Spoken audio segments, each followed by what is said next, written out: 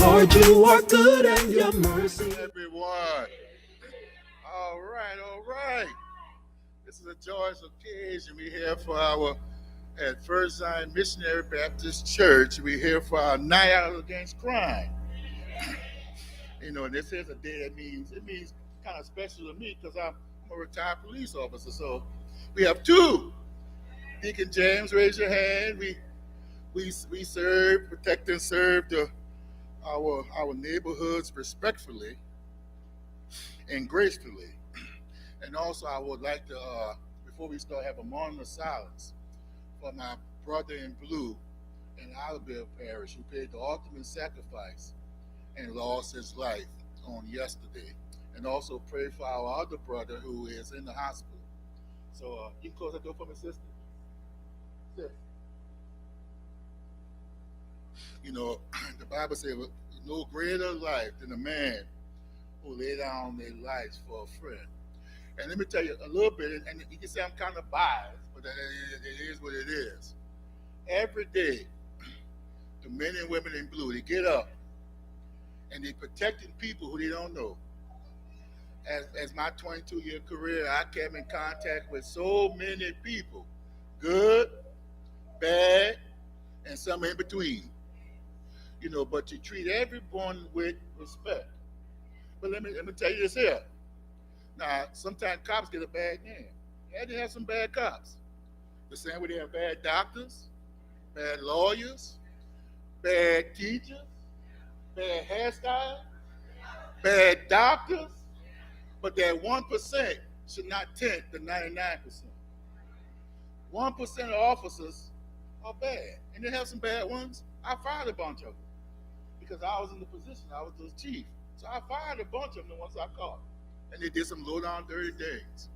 But they have some who go beyond and above. You know, we might go to one call where you're getting the cat out of the tree.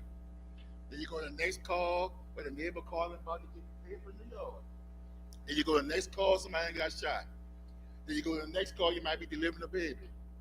So it takes a special person to do that, you know. And one of the biggest things I had as a police officer was writing tickets. You know, one thing about it, the only time, I'm gonna be honest with you, the only time I wrote tickets is when you argue with me. I don't get paid to argue on the side of the road, but I do get paid when I go in front of the judge. So if you want to argue with me, we can argue in court. I was gonna let you go, but since you want to argue, we gonna argue in front of the judge, man. I can get paid for my time, and I can be doing something else. You know, but we have to pray for everyone, pray for every elected official. Because the Bible says the government sits upon his shoulders, on Christ's shoulders. And some things we know right now, it's a circus. And I don't care if I offend somebody, but the president is the ringmaster. It's a circus and our president is the ringmaster. I don't understand how common folks come in office broke and leave our millionaires. I'm going to tell the truth and spare the devil. And if you're mad, you say, ouch. It's a circus. And let me tell you something. It's my job as a pastor to speak the truth, to get the truth. The government does not, we don't work for the government. The government works for us. And we need to hold them accountable. So you go out there, register to vote. If you don't vote, I want to hear your mouth. If you don't vote, I want to hear your mouth. Every vote counts. And I'm glad I'm not elected by man. I'm elected by God. And I will do what thus say the Lord. So we need to hold our, and let me tell you something, we complain, but it's our fault. Because when election time came, we was in Houston, who that? We was in Baton Rouge going with the Jaguars. And the people, they went out and vote, and we went to vote because we were so worried about going to Southern Homecoming and so worried about going to see the Saints play. Now your Medicaid, you might not have your Medicaid because you was out there doing that. You might not have your Social Security because you was out there worried about other things. It's your fault. Not theirs, it's our fault. But the Bible says a fool doesn't learn this lesson. And I don't see no fools in here. I don't see no fool. You learn. The people perish from a lack of knowledge. A lack of knowledge. So we're gonna do better next time. You know, we have some elected officials here, some people coming here, and they're gonna have questions. They're gonna talk, and they're gonna have some questions. We're in God's house, so we're gonna be civilized in God's house. We're gonna respect them in God's house. If you have any questions that you might think will offend the people in God's house, catch them outside or catch them in the office, and you ask their questions. But in here, we're gonna respect God and His house and His deity. And like I said, I was a cop, so I demand order. I demand order, and Deacon James that too. And my biggest anointing is the anointing of God, and that's what I'm most proud of. So we're gonna respect everyone. We're gonna love everyone. Let me tell you something. I'm from a little town called Mount Airy. I don't know if y'all know where Mount Airy is. We have 4 streets in St. John Parish. But guess what? Now you came here. Guess what? Sue's is in the St. John Parish, right before the Veteran Memorial Bridge, before you get in St. John's Parish. You know, it's right. Y'all know where Garyville is? It's, you pass Garyville, they have the 4 streets after Garyville. That's Mount Airy. That's Mount Airy. But let me tell you something. I came here in Sewsbury. It reminds me of Mount Airy. Everybody knows everybody. The first thing I learned, don't talk about nobody, because they all tied up some time away. So they say, Pastor, you like them? Yeah. I'm big. I can't fight everybody. I say, yeah. I talk about y'all in my car. I'm just joking. I love y'all. I'm just joking. I love y'all. Oh, I love y'all. So you can have fun in church. You can have fun in church. All right. We're gonna have Reverend Wright, who's one of my assistant pastors, come up and give us a prayer. After that, we're gonna have Janice Bryan come give us a mind dance. They're gonna have Matthew Bilio. He's the director of juvenile services. Then we're gonna have Sarah Trahan, Shanna Trahan from LPC. She's LPC, LMAC, LMFT. She's a mental health specialist. And then after that, we're gonna have the Honorable June Berry Darisburg, 24th Judicial Court Judge. So this is the last you're gonna see of me on today. So I love you all. Welcome to First Zion Missionary Baptist Church, and make yourself at home.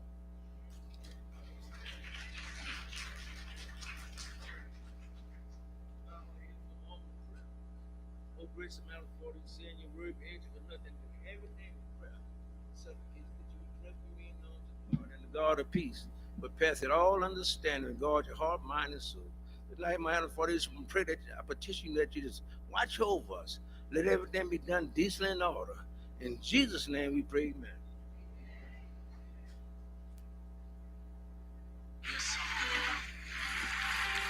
I want you to listen to it. Let's let the Lord bless us in this song.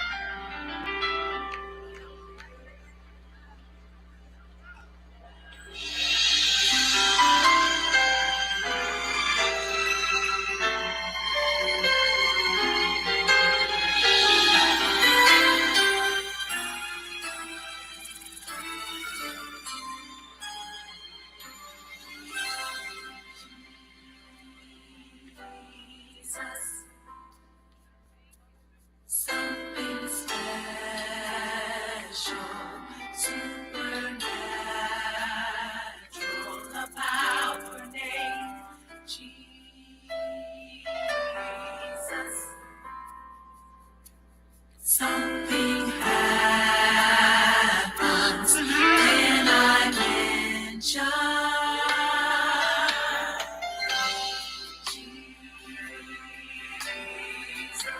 Something about that name. Something special. Supernatural.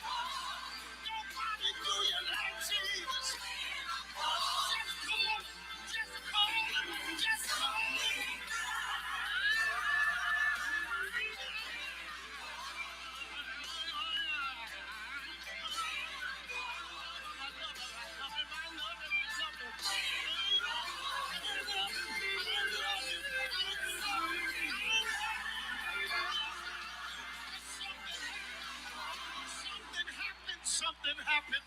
Something happens. Something happens. Yeah.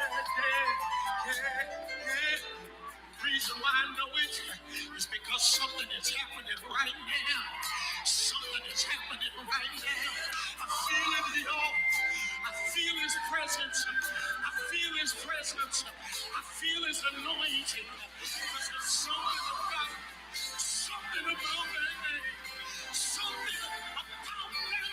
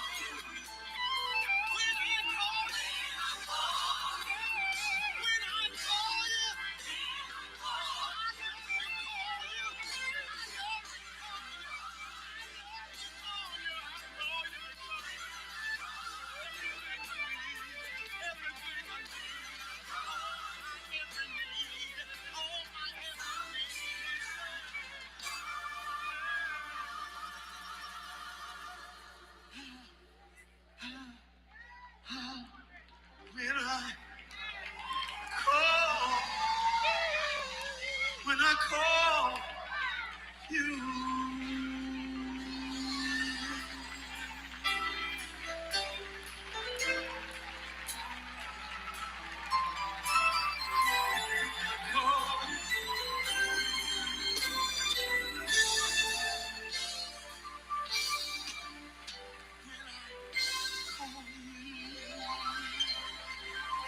Oh, come on, praise him in this place.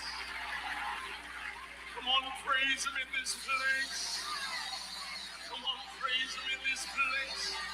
He's worthy, he's worthy, he's worthy. Wow. Felt that, I felt that. Hallelujah. Thank you so much. And I love everybody for supporting me. Thank you.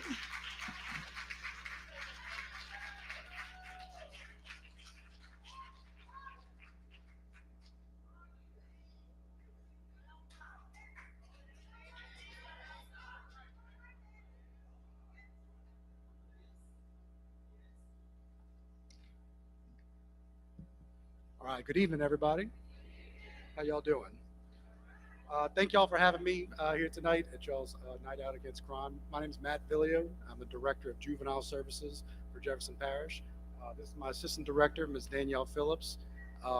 Each of us in the department have almost 20 years each, either an administrative aspect or probation aspect with the department. So we're just going to kind of give y'all a little bit overview of what we do for everyone's children. We'll field a couple of questions afterward, but I know we have other speakers, so if you want to catch us after the event, we'll be here as well to answer any questions y'all might have. So the Department of Juvenile Services, we're one of 5 public safety departments under Parish President Cynthia Lee Shank's administration. We contract out for therapeutic services, we staff our juvenile probation unit, and we operate the Rabar detention facility. Now I have to say this outright because I get questions about this all the time. It's not to be confused with the juvenile facility, the Bridge City Center for Youth. Everyone asks me if that's a parish-run facility. That's a state jail where children may go if they fail with our department. Our facility is located on the West Bank on the corner of Manhattan and Gretna Boulevard. So while we are part of parish government, our legal authority to either sanction or detain children comes from the authority of one of our 3 juvenile court judges. It's effectively meaning that we're the eyes and the ears of the court when the juveniles are on probation out in the community.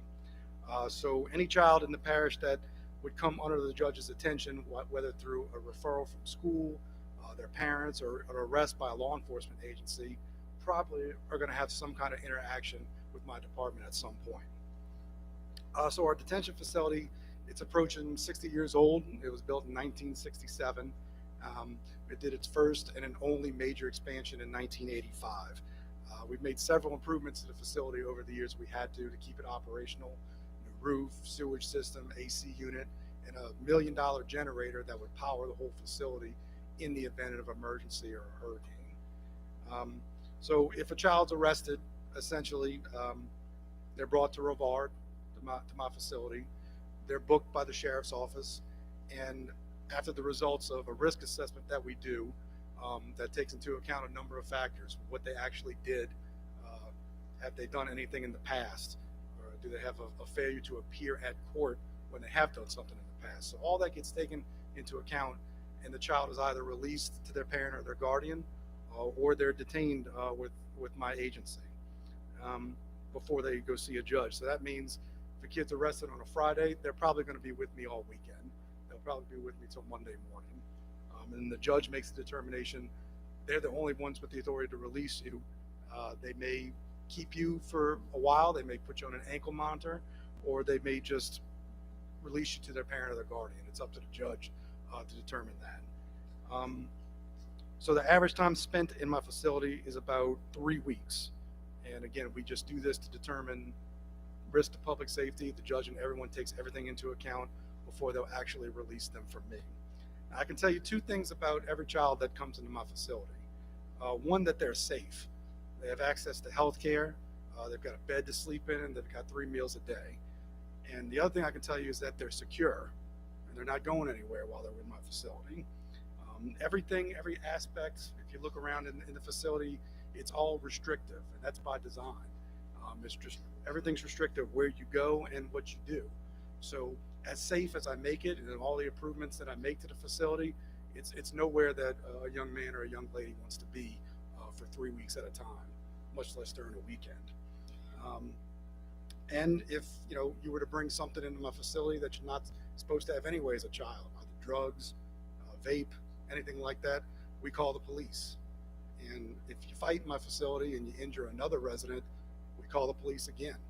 And the children are held accountable. They can't do whatever they want while they're detained with me. And I'm pretty adamant about that. That's how facilities get out of hand, and that doesn't happen in Jefferson Parish. And so if you are a child and you get arrested when you're already in jail, that just means you catch another charge, and you're going to be with me even longer than 3 weeks. As far as probation goes, in addition to being arrested, you could also end up in my facility with a sanction from being on probation. So after the process of arrest and formal charges are brought by the district attorney's office, the judge will order what's called a predispositional investigation. And that's basically just a report on the child's life. We interview the child, we interview the parents and the guardians. It takes several hours, and it also includes the results of a risk assessment that we do that measures not just what they did, but any kind of future violence and delinquency that they may commit in the community. And we give that report to the judge. And every now and then the judge may get their report and dismiss the case. Sometimes the judge gets the report and sends the child directly to jail. But 2 out of 3 times when they get the report, they end up with our agency on probation.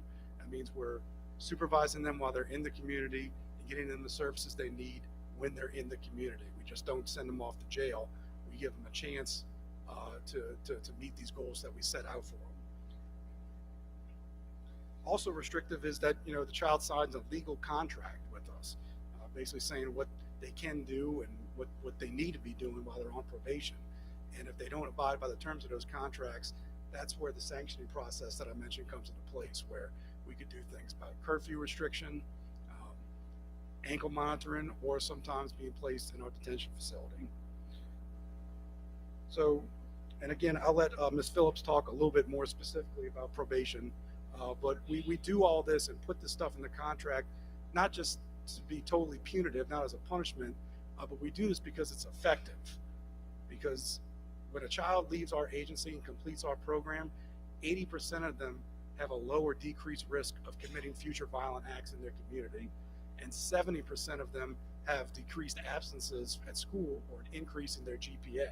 So all in all, it accomplishes the 2 goals that we have: to ensure public safety and to give the kids and their families the tools to be successful in their lives after they leave us.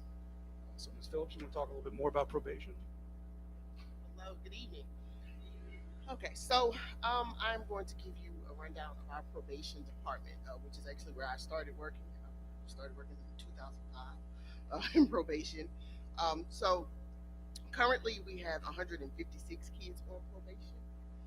What happens with probation is we have kids that have already gone to court, so that means, or they've been arrested first. That's how they come on probation, or they've had some court involvement, and then they come to us. The juveniles, we have our probation is pretty much in two different sections. We have FINS probation, which are kids who have done something that is really only a crime for a child. Like they don't want to go to school, they're not following the rules at home. Those are our FINS kids. Or they're not going to school, or not following the rules at school. Then we have delinquent probation kids who are kids that have committed a crime. So they've committed a crime. It's a crime for anybody. Those are the delinquent kids, and they are on probation with us as well. We supervise our kids by a risk level, so they're given an assessment. When we talked about that PDI, he told you about that PDI. We do an assessment at that time. The assessment is actually done every 6 months on those kids that are on probation with us to determine if they are improving, if they need other services put in place, because the assessment assesses all of the kids as a whole and everything that's going on. So when we do the assessment every 6 months, if we need to add additional services or we need to improve or implement something else, it allows us to do that with the assessment. The assessment tells us what needs to happen with those kids. So those kids that are delinquent, they're supervised by their risk score, as well as the kids that are FINS, they're supervised by their risk score of that assessment. For the kids, we also have kids who are, based on the assessment, they're high risk, and we have an intensive probation unit that is an entire unit or staff that deals with those kids. It consists of a probation officer, a probation supervisor, a JPSO detective, and a JPSO supervisor as well. So this entire, and a mental health professional. So this entire team deals with that family and that child during that time that they're in the intensive probation program. Those are our high-risk youth, and they are seen once a week. Minimally, actually, they're seen more than once a week, but by our probation officers, they're seen once a week. But they're also seen by a detective once a week. They have curfew checks. They are seen by their therapist multiple times a week. So they get probably about 4 or 5 visits a week most times. In addition to us having those kids who are high risk and they are in the intensive probation program, we also have the kids that are FINS. Those kids are seen twice a month, depending on their risk score. We assess them, we provide them with services, we do school checks, we do home visits with those kids as well. On probation, the probation officers are required to do at least one school visit a month. They're required to do, those so many visits depending on what their risk score is. Also with probation, we provide services. We assess them and we provide therapeutic services. And in addition to that, we also provide mentoring services if it is warranted in need. But that's all about probation. Do you have anything else? Like I said, if y'all have any questions, I know we have other speakers, but we're available to talk to y'all after this. And again, I appreciate y'all having us. Thank you. Sure.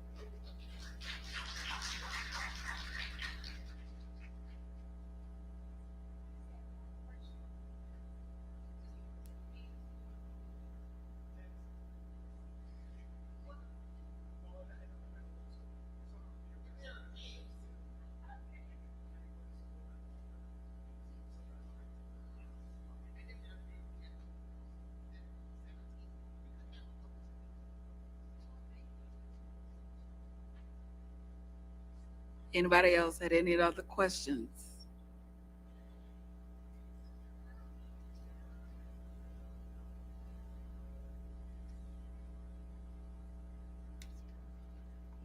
My question is, what kind of counseling that you give to these children?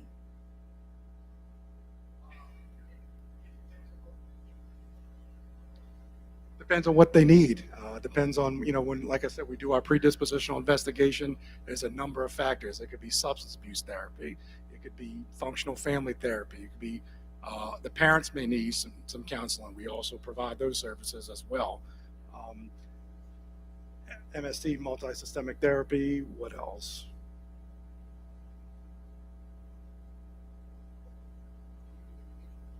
Oh, and individual therapy. If it's just a child, we do one-on-one therapies with them as well.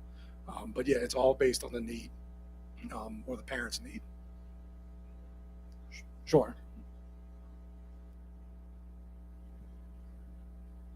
With that counseling, some children that have a behavioral problem, they also have a mental or a chemical unbalance. So how would you handle them?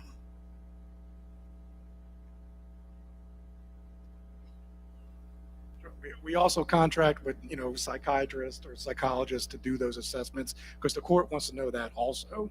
And if it is found that the doctor says they have a chemical imbalance, then they're treated appropriately after that, but not by my agency. We might do some outpatient treatment for that. Sure. I have a question. As a church, are we able as a church to come in and counsel or sit with or Bible study or whatever with the? I mean, we're always looking for mentors, regardless of that. We do contract with a chaplain. So along with the other things I mentioned, healthcare services, the children do have access to faith-based services as well. We with a chaplain that we contract with. But if you're ever looking to be a volunteer or a mentor, you could reach out to us and then we can see what we can do. Any other questions? All righty, thank you. Give them a hand, everyone.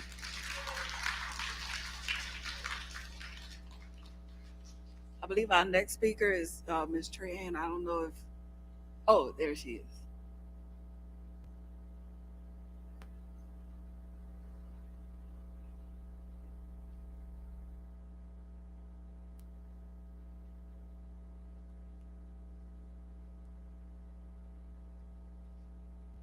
Hi, everyone.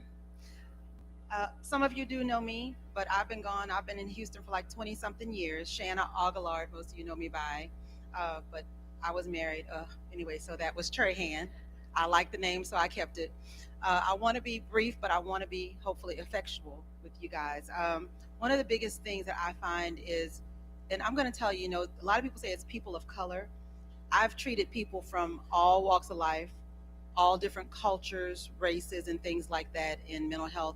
And before that, I was in education for 21 years. So I'm a certified school principal, school counselor, school educator, and I've worked with kids from babies. I had my own daycare all the way up to college level. Just to give you my background, I'm not touting anything. And so right now I am a mental health therapist, and I've done that now on my own for about 8 years.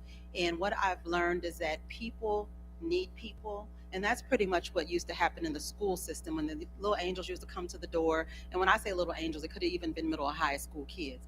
And they come to the door and I'm standing there and I'm observing those babies to see if they're okay that morning, because sometimes, the kids need something more. They need your love. They need your attention. Sometimes they're hungry.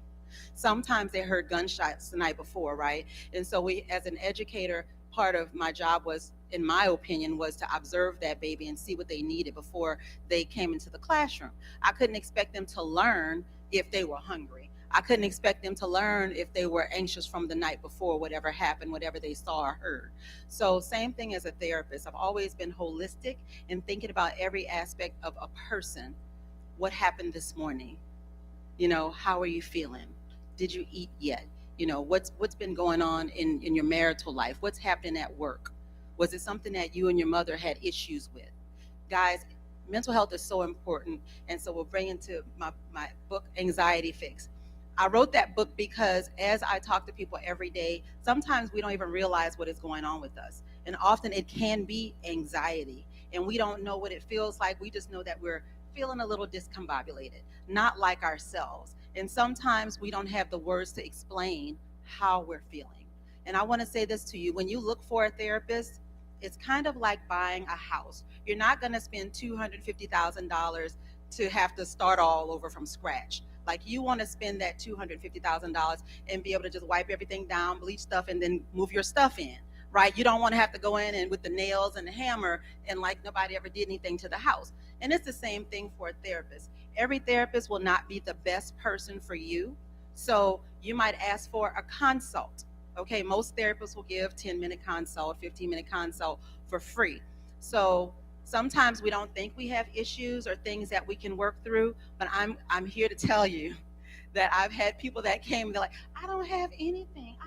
And the more we talk, and it's like, oh my God, I didn't realize. And I say, okay, it's all right. It's okay. But when you create that bond and have that communication with that individual, and they get to recognize that you're there, your heart is there. And that's the same thing with my kiddos, with the students. When they saw that my heart was there for them, then it's nothing that they wouldn't tell me.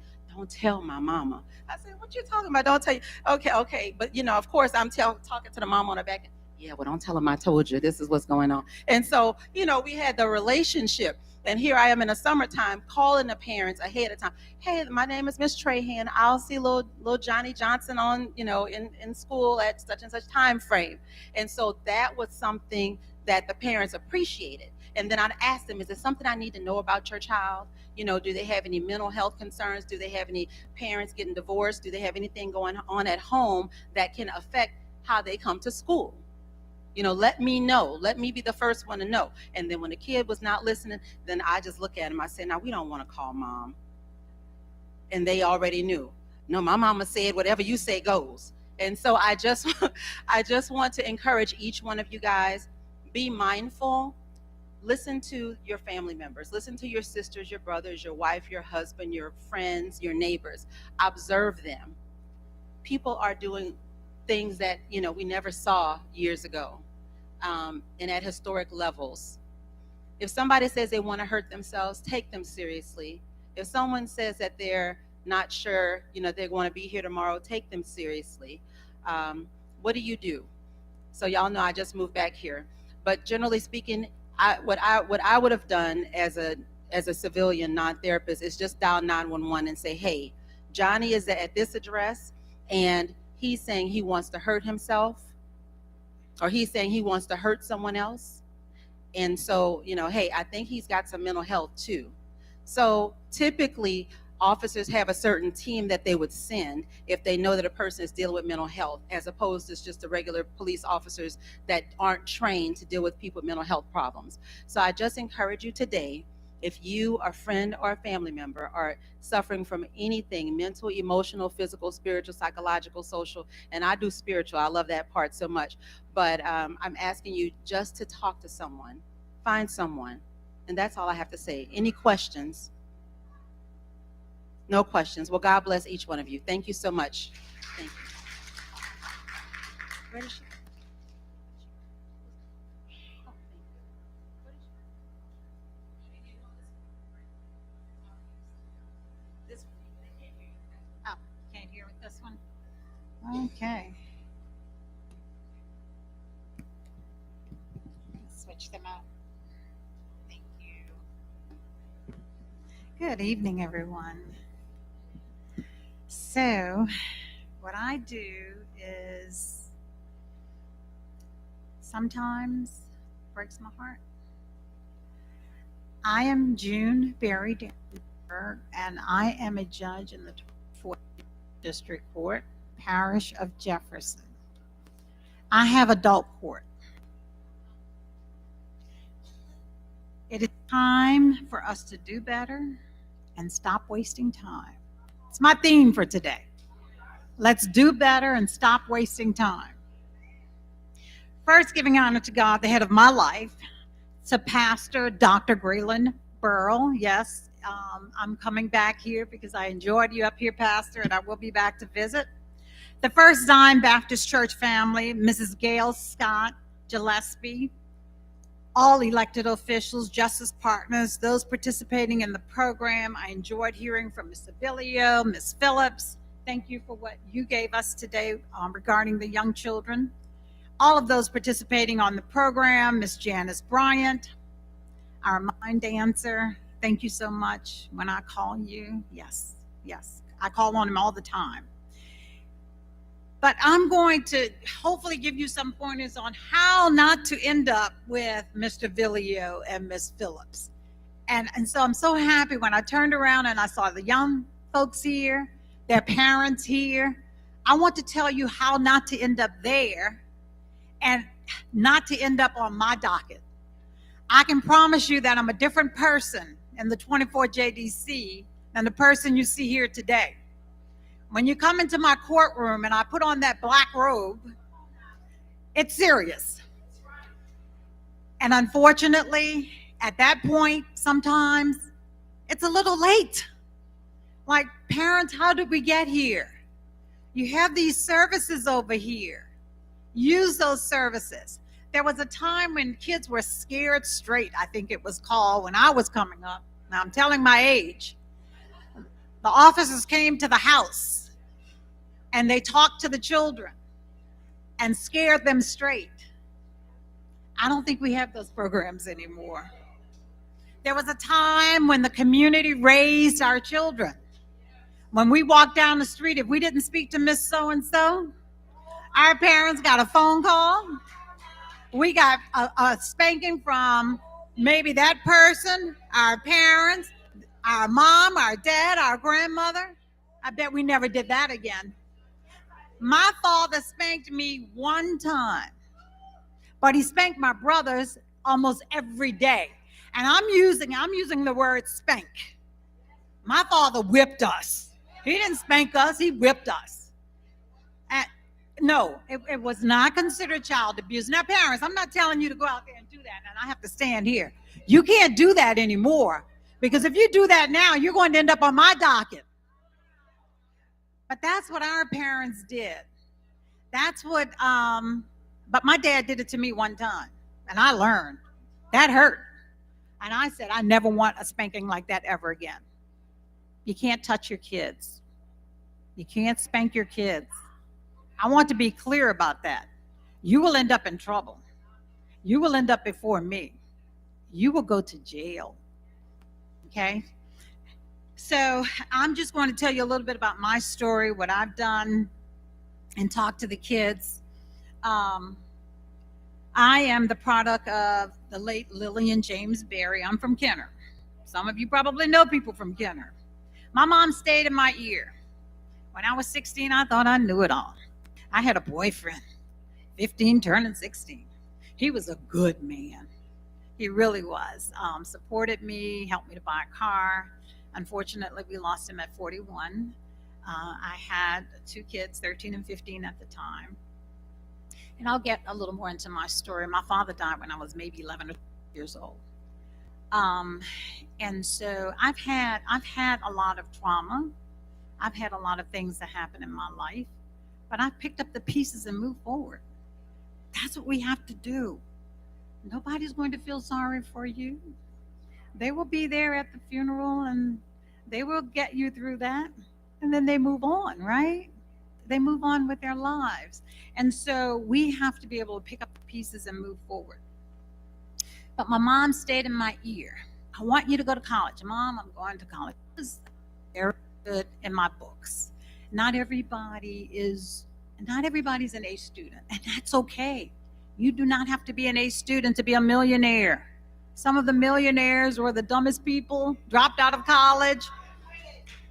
But they're millionaires because they use that, what they knew and what they knew how to do, and they knew and they did it well, whatever it was that they did. But my mother stayed in my ear. I want you to go to college. I said, Mother, I'm going to college. And it was almost like, I wish she would just stop saying it, right? I went on to Xavier University, finished in pharmacy, got my degree. She said, you can get married on the day you graduate from college, but not until. I understood what she was talking about later. I did not understand it when she was telling me that. I am so happy that I listened to my mother. Little boys and little girls, listen to your parents. They want you to do well. They want you to do better than they did, right? That's what we want for our kids. So I went on pharmacy school. At 29, my boys were 2 and 4 at the time. I had 2 kids. One at 8, was 25, had one at 27, and went back to school at 29. But when you're young, you can do all that stuff, right? You can do a whole lot when you're young. You can go 24 hours without sleep. I would stay up all night long studying for exams. My little cousin lived with us. He said, I would go to bed and you were sitting at that table, and I'd wake up and you were still sitting at that table, because I wanted it, right? I wanted that pharmacy degree. So I just thank my mother, who's no longer with me, the late Lillian James Berry, for staying in my ear. To this day, I say, thank you, Mother. Thank you so much. Also, I am a product of Shrewsbury. Henry Joseph Berry is my father. Hazel Rie Center, right? Hearst Rie Center, right down the street. That's my great aunt who lived right across the street here. Jarnell Berry, that's my uncle. My Aunt Rita Mae, my Aunt Early June, my Aunt Lois. I am a product of Shrewsbury. So I just thank my parents for what they gave me. And I was just sitting back thinking about the generations and how our parents worked hard so that we would not have to work as hard to give us what we needed so that we could go to college. Because I went to college for free. I went to college on a Pell Grant because I made the grades. And I'm saying this to the little ones. If you make good grades, if you make those A's, you will go to college for free. There's free money out there. Use that free money. I used that free money from pharmacy to go to law school. And now I'm a judge. My son's a board certified anesthesiologist. I have another one that works for AT&T. He's been there for 10 years.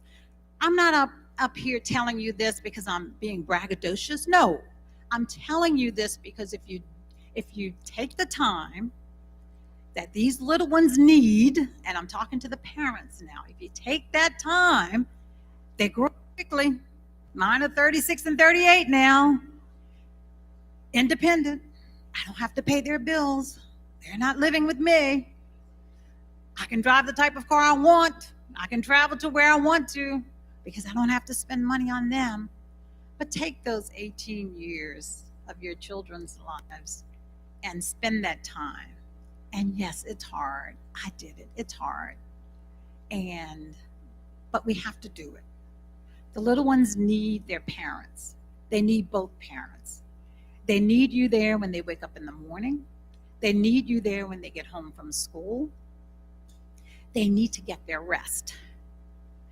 They don't need a phone. I told someone the other day, you know how you have to be 18 or 21 now to drink alcohol?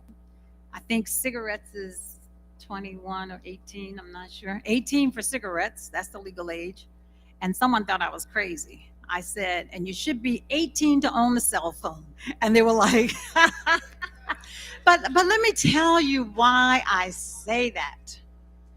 Children, and I'm quite sure Mr. Villio and Ms. Phillips can tell you, sexting, I'm quite sure you see it. Children get into so much trouble with these cell phones. They are exposed to so much. Parents, we have to say no. We have to put whatever you can put on your phone. I have no idea. To keep them from visiting sites that they have no business going to. They end up on my docket at some point, and I can tell you, pornography, you know it when you see it, right? I don't have to tell you what it is. It's something you don't feel comfortable with sharing with other people. The minimum sentence is 10 years in jail. People get into trouble behind things they don't even realize is criminal. When I went to law school and I opened that code and saw the different crimes and the definitions, I was like, oh my God, look at this. Those things will get you into trouble. Jail is real and it's ugly. And when I start talking, I'm talking prison. I'm not talking about juvenile detention, what Mr. Villia and Ms. Phillips talked about. I'm talking about the Jefferson Parish Correctional Center. Now the age, it has gone back down to 17 to be charged as an adult. I see 17-year-olds on my docket. Those are children. However, the parents come and they say, my child, I have one parent, she was living in New York. Her child had mental health issues. She went to New York. She left her child here in Louisiana. He got into serious trouble. He ended up committing a sex crime. That child had mental health issues. We have to address those. Most of the people I see on my docket have mental health issues. We try to get them help. I preside over a specialty treatment court, and I'll tell you a little bit about that for those of you who have older adults. Of course, like I said, 17 years old. It's people with drug addictions. It's people with mental health issues. But unfortunately, they have to be in trouble with the criminal justice system to get help. There is help out there other than getting involved in the criminal justice system. You have to seek out that help and get help for your family members. Because once they end up on our docket and the doctors come in and say, oh, they're competent, oh, they knew right from wrong at the time of the offense, we have to move forward. And those individuals end up in the Department of Corrections. And that's not where they should be. I think we all can agree. They need help, right? But then some of the crimes, the more serious crimes that are committed, there's no other place to send them. I talked about my boys who have done well, but I had two brothers. One was Wendell Gerald Berry. I don't know, some of you may have known Wendell Gerald Berry. Wendell would have been about 68-ish about now, 60, 67-ish. And then Henry, named after my father, Henry Joseph Berry Jr. Those are my two brothers. We came up in the same household. Wendell was murdered. Henry died. I think it was drug related. I don't know. They were in and out of the criminal justice system. So a lot of this is near and dear to my heart. I vowed and I promised, because again, remember, I was 12, meaning my little brother must have been about 13 and my other brother about 15 when my father died. And then I lose my husband. My boys are 13 and 15. You know what I was thinking, right? Here we go, history repeating itself. But I was a crazy somebody. I was a crazy mama. At least my boys thought so anyway, because I behaved like I was crazy, like you're going to do what you need to do, right? We don't have time to get it wrong. We don't have time to play. We're going to school. I made sacrifices, and I made those sacrifices, and I could make those sacrifices because I stayed in school myself, because I could afford to put them in the schools I wanted to put them in. But I'm a product of Grace King High School. I am the product of Jefferson Parish Public Schools. So you can go anywhere and do well. And there are a lot of great schools in Jefferson Parish. We as parents have to do our jobs, get our children up in the morning, make sure they get breakfast, get them to school, make sure they have everything that they need. And what they don't have that you cannot afford, you ask the school for it. Most of these schools can help you, or they can come to us in the 24 JDC and say, hey, judges, can you have a drive for whatever it is that the schools may need? As judges, we're always giving to organizations to help out. When you have things in your church and you need something, reach out to us. We don't have a whole lot of funds, but we do have some funds and we can help out. There are people that will help you. Back to school supplies. I buy them every year and give them out. because I want the kids to do well. I'm going to back up a little bit and talk about the children, talk to the children, and just a number of things I want you to keep in mind. Put God first. If you put God first in your life, you won't have any problems. Attend church. That was one thing I did with my boys every Sunday. My husband and I, and anybody could tell you, even at my husband's funeral, people were up saying, on Sundays, it was my husband and me and the children in church every Sunday. No, we don't take off from church on Sundays. God has kept us together. This young man that just lost his life, 17 years old, he was a child that was murdered just yesterday, I think it was. So you keep your children in church. They need to go to school every day. I went to school every day. I would wake up sick and my mother would say, "Oh no." It's like, "No, Mom, I have to go to school." Because you miss one day could affect your entire year. It's something the teacher said that day. They build on different things every day. No, they don't need to take a day off from school. No, they're not tired. These are children. They have lots of energy. Children, when you go to school, learn all that you can learn. Ask questions. No question is a stupid question. Nobody's going to think, "Oh, they're going to think something's wrong with me because I'm asking that question." No. I can promise you the kid next to you may not know the answer, and he's afraid to ask. So ask the questions. If you don't understand, just ask for help. My husband had a license plate, and I understand it better today. Of course, when you're younger, you don't understand things. And on that license plate, it said, "I ask." And my husband had a high school diploma and made just as much money that I made. And that's why I say, you don't have to go to college to make a whole lot of money. He was very smart and he asked questions. And he knew how to do almost anything anybody else could do. Remember that we all learn differently. Sometimes people look at you and say, "Well, what's wrong with you? You don't understand." Well, maybe if you would say it in a different way, I may understand. Some people learn from reading. Some people learn from listening. I like to read. I need to be able to see it, to absorb it. But we have to remember that with children. And I was told that a long time ago with my youngest child, that they all learn differently. And I didn't believe it. I just thought, everybody should think like me. How come they don't understand? It's because they're learning in a different manner. I talked about proper rest. Take those games away. Take those phones away. Those children need to get sleep. And if you don't take it away from them when they go to bed, I promise you, they're up past midnight on that phone, on the computer, doing whatever, and you're asleep. And I promise you, it's not good. It's not good what they're doing. To the children, be a leader, not a follower.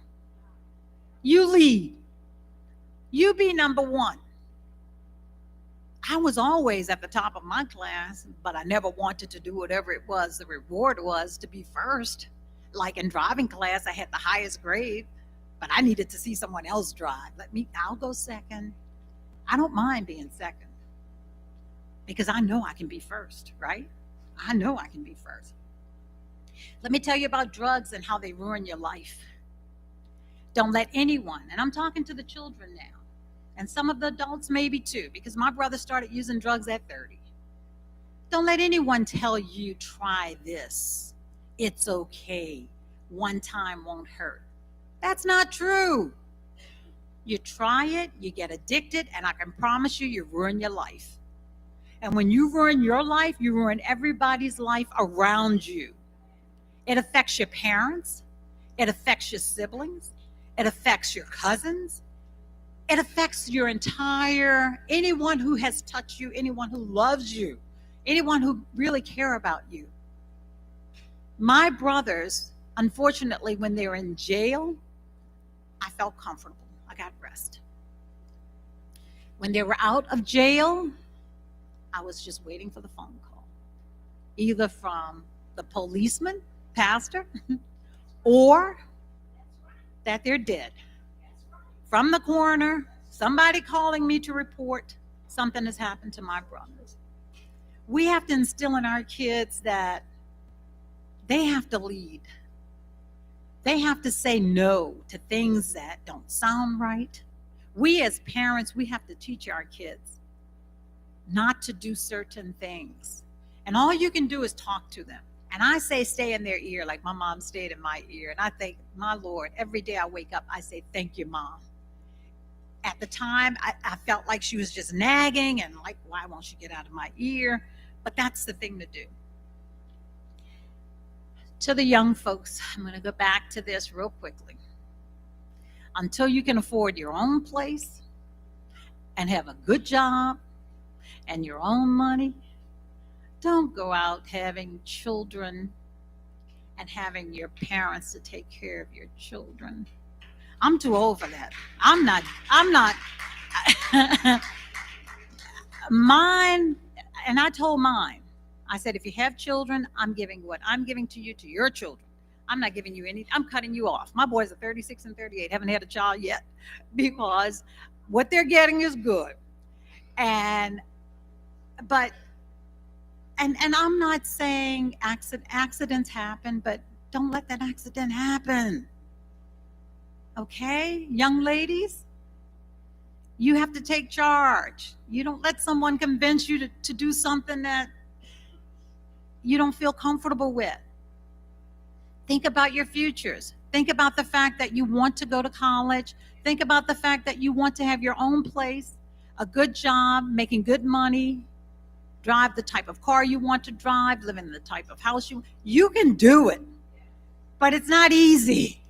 What I did was not easy. But you can do it. You can be anything you want to. Find someone. I'm a pharmacist. I'm a lawyer. I'm a judge. Anyone who wants to shadow me, you can. I can tell you about those 3 careers. I can tell you anything you want to know. And if I can find someone in other careers, if you want to do something else, that you can shadow someone. I have students that come to my court, and I would love if your pastor and first lady, if you want to have a field trip to the 24th JDC in the summertime when the kids are out of school and you want something to do, bring them over. They can observe court, which is not a bad thing. I brought my boys over when they were young to observe court. They saw the young men and young ladies in orange and in shackles with their pants hanging below their butts. And at some point they said, Mom, I don't want to go back. And I think they meant, I don't want to go back at all. Not to observe. I'm not going back, Mom. They need to see it. It's real. Prison is real. And honestly, I think I lived in a bubble when I was a pharmacist. I didn't think about what else was happening out here in the world. And when I went to law school, I got to see the real deal, what's really happening in this world. Sometimes we try to shield our children from different things. You can only shield them for so long because they will be exposed.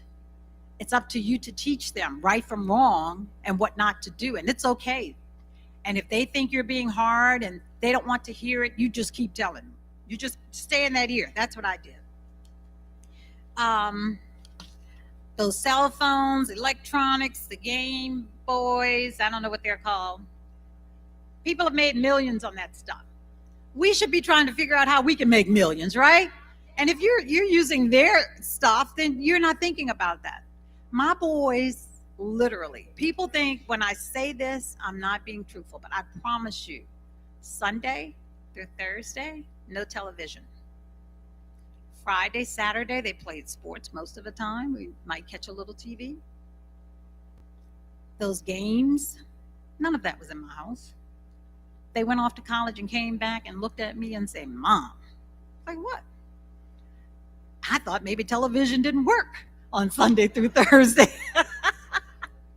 Because they never, the whole time, the entire time they were being raised, never watched television.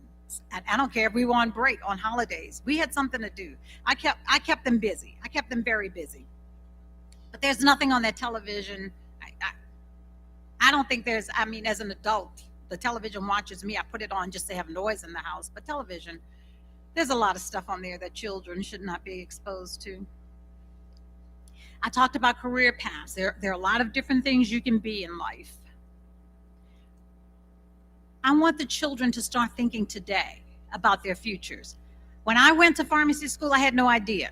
When I graduated high school, what are you going to do, June? I don't know. I heard someone mention pharmacy. I said, that sounds good. I'll do pharmacy. Just so happened that it ended up being a good career choice. But it's not too early to start thinking about what you want to do. I've had people to tell me I knew I would be a lawyer or a judge from the time I was this small. I told people I wanted to be a lawyer. I wanted to be a judge. And that's good. I want to be a doctor. I want to be a teacher. I want to be a pastor. I want to be a first lady. There are some of us out here who want to be first ladies. I mean, we talk about it because you watch your first lady. Let's talk about, real quickly, professional sport players. So my board certified anesthesiologist, who, I talk about him a lot because I know going to medical school is not easy. And I kind of push that, right? Like, I know what you can do. I know what you can be, because you have all the tools that you need to become this. But he wanted to be a professional basketball player. Now, he played at Jesuit High School, and he was a starter. He did well, but he was not professional basketball material. But you could not tell him that, right? Most kids are like, you can't tell them these kids out here playing football, they think they're going to the pros. If you think about the Superdome, all those people in the Superdome, one person of all those people in the Superdome go to the pros. One person. So your chances of getting or going to the pros, the number is very small. I'm not saying you won't go to the pros. I pray God that you do. But you have to have something to fall back on. Your grades. No one can take that away from you. Your education. And even if you go play professional ball, you need to be able to know how to talk and put a sentence together when they put the camera on you and you're being interviewed, right? So learn what you can learn. We don't have a crystal ball. We don't know what the future is going to throw us or what it holds. I never thought in my life, and I'm going to wrap this up, I never thought that my husband would pass away at age 41. He dropped dead. Lafreniere Park. We were we ate healthy, we exercised, we did everything right that we thought to keep us living for a long time. He was gone. But guess what? I was prepared. I was prepared to pick up the pieces and move forward. We continued to live in the same home. We continued to drive the same cars.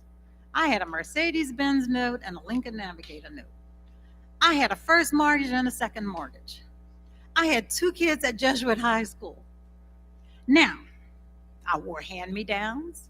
Yes, I did. As a lawyer, as a judge, I wore hand-me-downs. I lived from paycheck to paycheck. But only by the grace of God. Only by the grace of God. We made it. I don't have to live from paycheck to paycheck anymore. I paid off everything. Before I could buy myself anything, everything was paid off. But we have to be disciplined, right? We don't need a new outfit every time we go somewhere. The children do not need brand name shoes. My boys never had brand name shoes until they could buy their own. Mr. Connick will tell you, he knows my life. Brand name shoes, oh no, you're not getting that. We can't afford that. That's not in the budget. I have a number of quotes I'd like to give you, and then I'm going to close because we have the district attorney here, Mr. Paul Connick, and I want to save some time for him. A powerful quote about education is, the only person who's educated is the one who has learned how to learn and change. So you can learn it, but if you don't apply it, then learning it makes no sense, right? That's by Allison Academy. This quote emphasizes that true education is not just about acquiring knowledge, but about developing the capacity to adapt, grow, and evolve through continuous learning. It highlights the dynamic nature of knowledge and the importance of lifetime or lifelong learning. I just came back from a continuing education course this weekend, so I am still learning.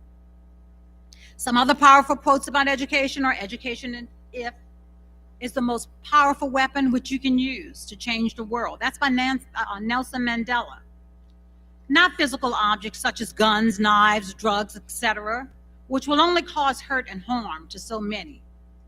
Too many parents are burying their children.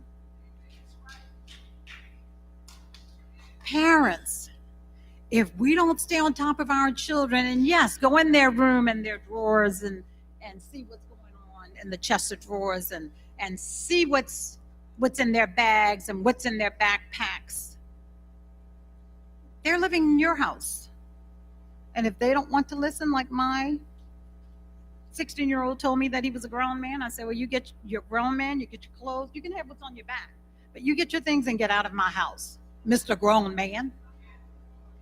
He never said that again. And leave the car keys here. He had a car to drive back and forth to school. At this time he was driving. And I said, just leave it all here, but you can go. You can take the clothes with you. He didn't like that. A few more. Education breeds confidence. Confidence breeds hope. Hope breeds peace. Confucius. And education is the movement from darkness to light. Alan Bloom. So parents, make those sacrifices. You owe it to your children. You should want them to have a better life than you've had. Think about the sacrifices our ancestors made and the blood that they shed so that we could be free and have a better life. Children, obey your parents. You owe it to your parents to do well in life and not cause them stress and grief and pain. I preside over civil and a criminal docket, as I stated earlier. I see the grief that children cause their parents. It is real. I see families torn apart, Mr. Connick will tell you, and harm that it causes for generations due to incarceration of loved ones. Do you know how many generations are affected when a mother or a father is taken out of a child's life? Number of generations. It is time for us to do better and stop wasting time. If what I said tonight can change one person's life, I've accomplished what God has sent me here to do. Thanks again, and God bless you all.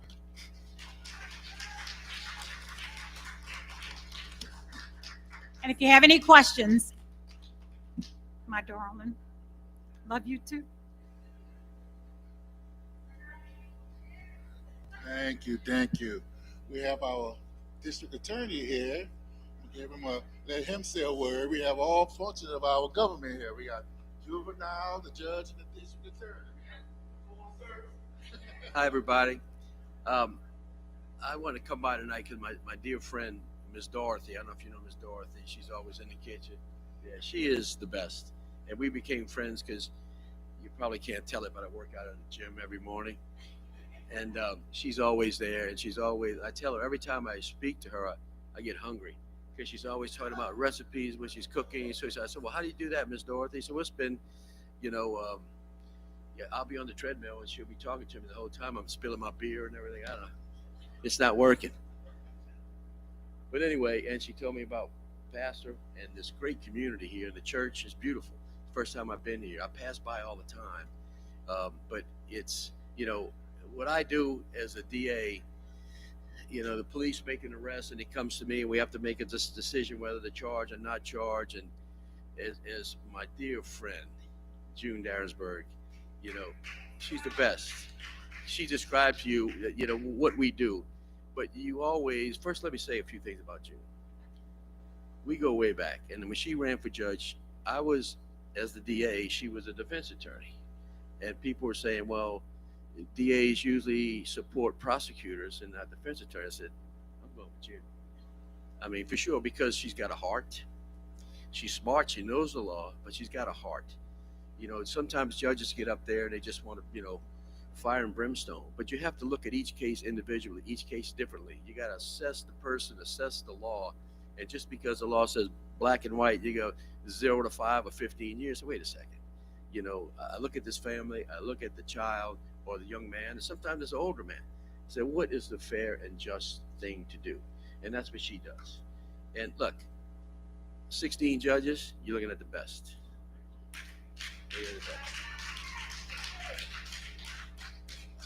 But anyway, fighting crime I can't do it alone. The judges can't do it alone. Police can't do it alone. It's right here.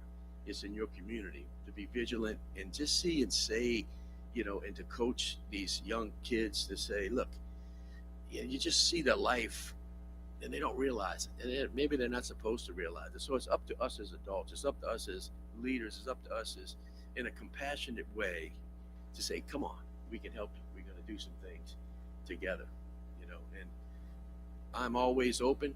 Pastor, give you, Dorothy's got all the information. Whatever she tells me to do, I'm going to do. She said, you got to be here. Here I am. But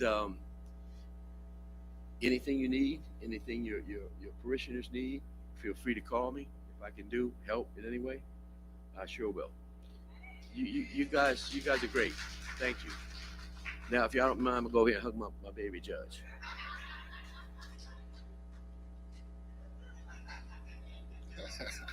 Amen. It's good to have, love for one another. And I want to extend out anytime you need First Sign Missionary Baptist Church. We are always here. I'm a firm believer we're not a church in the community, but a church of the community. This is a church, I always tell people, this is a no judgment zone. Whosoever will, let them come. Because all of us is a bunch of exes. We all saved by grace.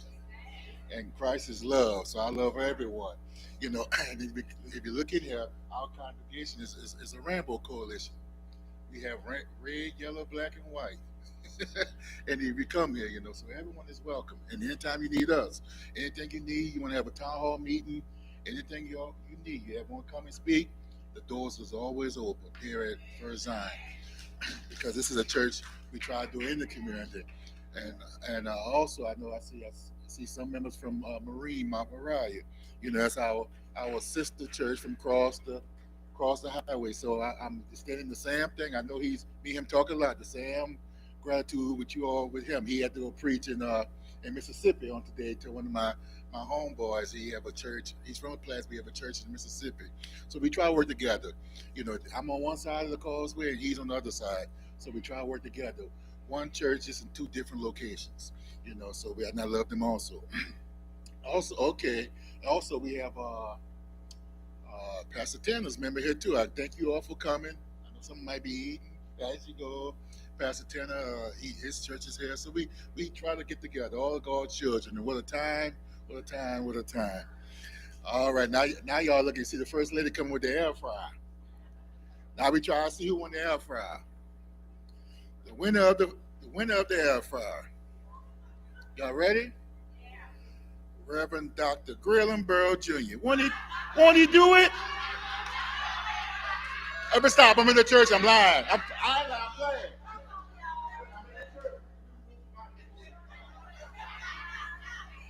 No, it ain't me. Look, they open to say it's rigged. We not in Atlanta, in Georgia, ain't rigged. We do a recount. Look at the DA and the judge here. The winner is Larry Gilbert Jr. And look, I knew he won. I was sitting time at the heard him pull the paper up. Look, so y'all can see. Look, I was sitting there excited. I had to hear him close the paper. I thought he was gonna peep. But look, mom them claimed it. And didn't you all have a good time? Now, before y'all go, they got a lot of food in there. You take that food with y'all. Cause let me tell you something, just me and the wife in the house, take that food with y'all. And I've been losing a couple of weight. I was 390 pounds. I'm down to 320. I'm doing good. So take that food. I don't want to get that weight back. I don't want that weight back. And it would not, this is a good success because our sister Gail Gillespie. So I'm going to let her, come on, stand up, Gail. She put this together to give honor where honor is due. So it's Sister Gail. She tell me to say something, you can say it yourself. Yeah, I'm looking for the kids. I need all, but they have some kids in here.